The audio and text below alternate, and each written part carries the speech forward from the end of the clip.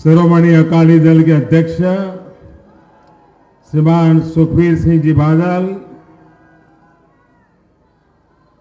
Bharatiya Janata party के प्रदेश अध्यक्ष और संसद में मेरे साथी श्रीमान श्वेत मलिक जी, मंत्री परिषद के मेरे साथी श्रीमती हरसिमरत कौर जी, श्रीमान विजय सांपला जी, मंच पर विराजमान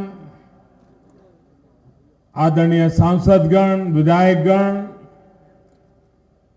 भाजपा अकाली दल के सभी वरिष्ठ नेतागण और विशाल संख्या में पधारे हुए मेरे प्यारे भाई और बहनों, जगत गुरु बाबे नानक दे सोरे गर्दी धरती गुरदासपुर बीच पंजाब भरतों आए बहनों अति भराओ। वाहे गुरु जी का खालसा, वाहे गुरु जी की फतेह। गुरुओं, पवित्र धामों, वीरों और महान कर्मयोगियों की भूमि गुरदासपुर को सत श्री अकाल।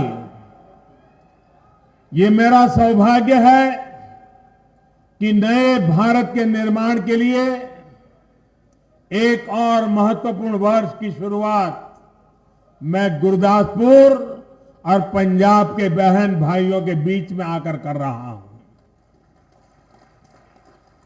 गुरदासपुर की धरती देश, समाज, मानवता के लिए हमेशा प्रेरणा देने वाली रही है। लिहाजा साल 2022 तक न्यू इंडिया के निर्माण के लिए भी 125 करोड़ देशवासियों के संकल्प को सिद्ध करने के लिए यहां से नई ऊर्जा का संचार होगा। गुरदासपुर बाबा लाल दयाल जी की तपोस्थली है। यहां मुक्तेश्वर धाम है। ये वीरता और देशभक्ति के नायक सिख वीर बंदा बैरागी और शहीद राम सिंह पठानिया की कर्म भूमि रही है। साथियों, गुरदासपुर ने समाज जीवन के हर क्षेत्र में पंजाब और देश का नाम रोशन किया है। एक से एक महान व्यक्तित्वों को जन्म दिया है। देवानंद और विनोद खन्ना जैसे महान कलाकार इसी धरती के सपूत थे। विनोद खन्ना जी के निधन के बाद मेरा यह पहला गुरदासपुर दौरा है। आज उनकी कर्मभूमि में आकर मैं फिर एक बार उन्हें श्रद्धांजलि अर्पित करता हूं। भाई और बहनों, गुरदासपुर के हर व्यक्ति के लिए विनोद खन्ना जी का समर्पण और यहां के विकास के लिए उनके प्रयास आज यहां स्पष्ट दिखते हैं। वो एक आधुनिक, खुशहाल और संपन्न गुरदासपुर देखना चाहते थे। उनके इस सपने को हम सभी को मिलकर के साकार करना है। मुझे प्रसन्नता है कि केंद्र की एनडीए सरकार गुरदासपुर सहित पूरे पंजाब में विकास के लिए निरंतर प्रयास कर रही है। हम सभी के आदरणीय श्रद्धेय सरदार प्रकाश सिंह जी बादल जी के मार्गदर्शन में अकाली दल और भारतीय जनता पार्टी दोनों कंधे से कंधा मिलाकर के पंजाब की खुशहाली के लिए दिन रात काम कर रहे हैं। भाई और बहनों, विकास के अलग अलग पैमाने होते हैं, आयाम होते हैं। विकास चाहे संसाधनों का हो, सुरक्षा का हो या फिर सांस्कृतिक और आध्यात्मिक विरासत का, देश को मजबूत करने में हमारी सरकार निरंतर जुटी हुई है। गुरदासपुर तो बाबा नानक की धरती है। अगले वर्ष गुरु नानक देव जी की 550वीं जन्म जयंती आने वाली है। केंद्र सरकार ने तय किया है कि गुरु नानक देव जी ने जो संदेश दिया, किरत करो, नाम जपो, वंड छको, इसको दुनिया के कोने कोने तक पहुंचाया जाए। इसी भावना के तहत देश की सभी राज्यों के अलावा दुनिया भर में समारोह का आयोजन किया जाएगा। साथियों, हम सिर्फ गुरु के गौरव की ही बात नहीं कर रहे हैं, बल्कि उनके जुड़े तीर्थ स्थलों तक हर आस्था स्थान बेरोक टोक जा सके, इसके लिए भी प्रयास हो रहे हैं। भाइयों और बहनों, 7 दशक पहले भारत विभाजन के समय हमें उस पवित्र स्थान से दूर कर दिया गया था, जिस पर हमारा हक था। सिर्फ 3-4 किलोमीटर की बात थी, लेकिन उस समय की सरकार थी, वो आस्था के इतने पवित्र तीर्थ को भारत के साथ नहीं रख पाए। 7 दशक से अपने गुरु की तपोस्थली को देश दूरबीन से देखने के लिए मजबूर है। देश की भावना को देखते हुए, करोड़ों सिख भाई बहनों की मांग को देखते हुए एनडीए की सरकार ने करतारपुर कॉरिडोर बनाने का ऐतिहासिक फैसला किया।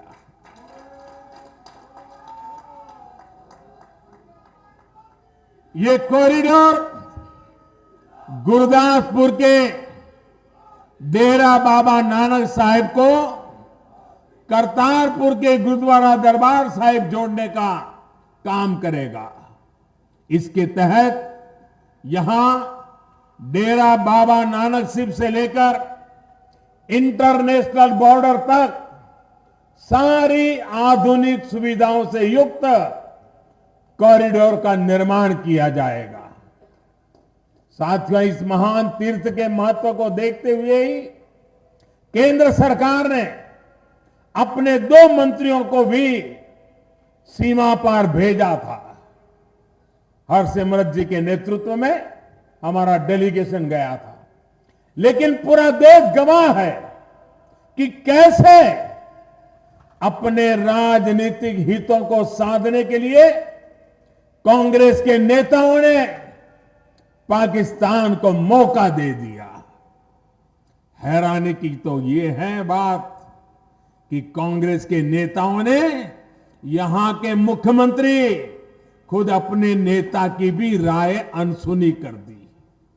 साथियों, जिनका इतिहास राष्ट्रीय सुरक्षा से खिलवाड़ रहा हो और जो आज भी देश के सैनिकों और सेना को कमजोर करने के लिए झूठ फैला रहे हो, जिनका इतिहास सिर्फ एक परिवार के जयगान का रहा हो और जो आज भी वंदे मातरम और भारत माता की जय का विरोध कर रहे हो, रोक लगा रहे हो, जिनका इतिहास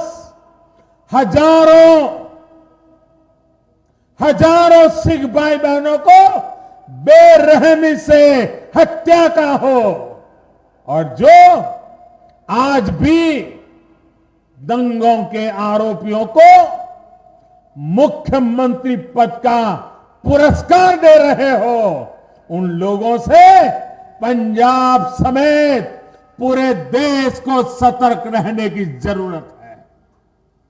मत भूलिए, करीब 3.5 दशक से आप सभी, पूरा देश न्याय के इंतजार में था, दिल्ली में जो कुछ भी हुआ उसके अपराधियों को सजा मिले, कांग्रेस के नेताओं को सजा मिले, ये पूरे देश की मांग थी।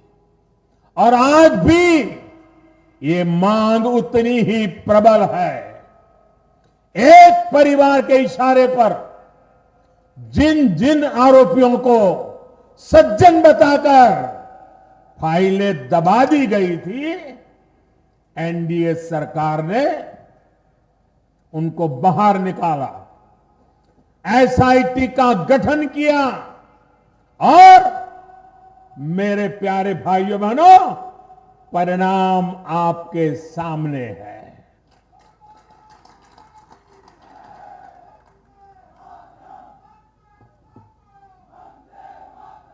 साथियों, केंद्र की एनडीए सरकार किसान हो, जवान हो या फिर नौजवान, हर सपने, हर आकांक्षा, हर भावना को साकार करने के लिए पूरी ईमानदारी, पूरी क्षमता से जुटी है। लेकिन कांग्रेस सिर्फ और सिर्फ झूठ और धोखाधड़ी की राजनीति कर रही है। आप ये भी याद करिए कि कांग्रेस ने किसानों के साथ क्या किया। किसानों की बरसों पुरानी मांग थी कि स्वामीनाथन कमेटी के रिपोर्ट को लागू किया जाए, लेकिन जब तक केंद्र में कांग्रेस की सरकार रही, वो इसे टालती रही। किसानों की इस मांग को पूरा करने का ऐतिहासिक फैसला भी एनडीए की सरकार ने ही लिया। इस फैसले की वजह से लगभग 2 दर्जन फसलों का समर्थन मूल्य लागत का 1.5 गुना तय हुआ है। अब हम राज्य सरकारों के साथ मिलकर प्रयास कर रहे हैं कि इस फैसले का पूरा लाभ किसानों तक पहुंचे। भाइयों और बहनों, जो दशकों तक किसानों के दर्द का इलाज नहीं ढूंढ पाए, एमएसपी पर फैसला टालते रहे, वो अब फिर झूठे वायदों से किसान की आंख में धूल झोंकने में जुटे हैं। और मैं इनका पैटर्न भी आज खुल करके आपको बताना चाहता हूं। 10 साल पहले जब 2009 का चुनाव सामने था, तब कांग्रेस ने किसानों को कर्ज माफी का ऐलान किया था। तो देश के किसानों पर लगा के चलो भाई, बाकी जो हो या ना हो, इतना तो हो जाएगा। लोगों ने जम करके उनको वोट भी दे दिए। 2004 में जो सीटें मिली थी उससे ज्यादा सीटें भी मिल गई। किसान तो भला भोला भरोसा करने वाला होता है। उसने किसान कांग्रेस के सारे पाप जानते हुए भी भरोसा कर लिया, और भरोसे की सजा आज भी देश का किसान भुगत रहा है। भाइयों बहनों, ये काम उन्होंने किया किसानों पर। उस समय किसानों पर 6 लाख करोड़ रुपए का कर्ज था। आप सुनिए भाइयों बहनों, 2008-9 में कांग्रेस ने जब किसानों को कर्ज माफी का वादा किया और चुनाव में वोट बटोर लिए, तब 6 लाख करोड़ का कर्ज देश के किसानों पर था। उन्होंने कर्ज माफी की घोषणा की, लेकिन कर्ज माफी हुई सिर्फ 6 लाख करोड़ के सामने सिर्फ 60,000 करोड़। कितना बड़ा धोखा किया। बाकी सारे किसान इंतजार करता रह गया। पिछले साल इन्होंने कर्नाटक में भी कर्ज माफी का ऐलान किया था। मीडिया रिपोर्ट कहती है कि सिर्फ इन्हें गिने कुछ किसानों को इसका लाभ हुआ और बाकियों के खिलाफ कर्ज के नाम पर पुलिस के वारंट निकले हैं। किसान को घर छोड़ करके भागना पड़ रहा है। ये कर्नाटक का हाल करके रखा है। यहां पंजाब की स्थिति भी कुछ अलग नहीं है। यहां पर भी कांग्रेस कर्ज माफी का ऐलान करके वोट बटोर के ले गई। किसान के आंख में धूल झोंक करके खेल किया और सत्ता में आ गई। कांग्रेस ने वादा किया था कि यहां के किसानों का 10,000 करोड़ रुपए का कर्ज माफ करेंगे। ये वादा किया था कि नहीं किया था? उन्होंने वादा किया था कि नहीं किया था? ये वादा किया था कि नहीं किया था? अब 1.5 साल बाद सच्चाई क्या है? मैं तो मीडिया में कल ही एक रिपोर्ट देख रहा था। कांग्रेस के लोग अपनी बातों को और जनता को गुमराह करने के लिए बड़े बड़े कागज लेके संसद पहुंच गए थे। बड़े बड़े कागज लेकर के आए थे। उसमें वो लोग खुद ही, उन्होंने जो लिखा है, खुद ही दावा कर रहे थे कि सिर्फ 3400 करोड़ रुपए का कर्ज माफ किया है। अब मुझे ये नहीं मालूम कि कितने किसानों को सही में इसका लाभ मिला, क्योंकि कांग्रेस का इतिहास तो इसमें भी दागदार है। पहले की कर्ज माफियों में वो ऐसे लोगों के भी कर्ज माफी करते रहे हैं जो उसके हकदार ही नहीं थे, जिसका न खेत है, किसानी है, कुछ नहीं है। लेकिन पंजाब के लोगों को तो अब कांग्रेस ने खुद ने स्वीकार कर लिया है कि उसने ज्यादा नहीं किया है। 1.5 साल में सिर्फ 3400 करोड़ का कर्ज माफ। फिर ध्यान से सुनिए, अगर कांग्रेस का दावा सही है तो 1.5 साल में सिर्फ 3400 करोड़ कर्ज माफी कांग्रेस के लिए पंचवर्षीय योजना है क्या? किसान के मरने के बाद पहुंचोगे क्या? साथियों, आप ये भी मत भूलिए कि पंजाब सहित पूरे देश में छोटे किसान जिनके पास 1-2 हेक्टेयर जमीन है और जिनकी संख्या हिंदुस्तान में सबसे अधिक है, वो कभी बैंकों से कर्ज नहीं पाते हैं। उनको वो मिलता भी नहीं है। उनको तो साहूकारों से या दूसरे लोगों से कर्ज लेना पड़ता है। जब इन गरीब किसानों का ही कर्ज माफ नहीं होगा तो फिर किसानों से झूठ क्यों बोल रही है कांग्रेस? साथियों, जैसे कांग्रेस ने देश को दशकों तक गरीबी हटाओ के नारे के साथ ठगा, वो अब देश को कर्ज माफी के नाम पर ठग रही है।